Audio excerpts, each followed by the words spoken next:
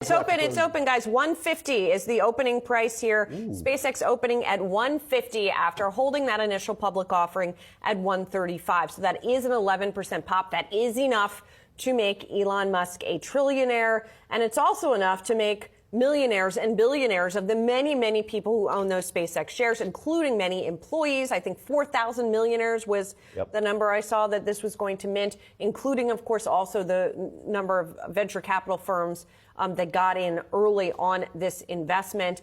Brooke, you're there at the NASDAQ here. So $150 is his first trade. What are you seeing? What are you hearing? What's the current vibe there like? Yeah, well, I'm certainly in my booth, which is located a floor below where you're seeing that first trade happen. I mean, this first trade table is surrounded by tons of families and executives that you were mentioning, Julie, who have waited years and years, if not more than decades, in order for this to happen. The excitement all morning has really just been trudging along. And I mean, only 11:45 and this stock already opening. I was hearing before today that we would have to wait until 1 or 2 o'clock in order for this to open because of how oversubscribed it was and because of the demand that we've seen for this. I mean, the excitement, though, is still moving in.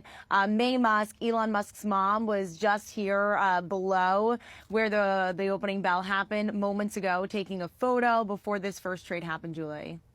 And, you know, as we look at the price on this first day, I mean, I think, you know, we were all, as we said, maybe expecting a little bit more time, but this has been a highly choreographed, highly controlled IPO by the standards of normal IPOs, even given its size, where perhaps it's even more surprising given its size, right? The fact that there was not a range in advance of the IPO, that it was 135 and done, right?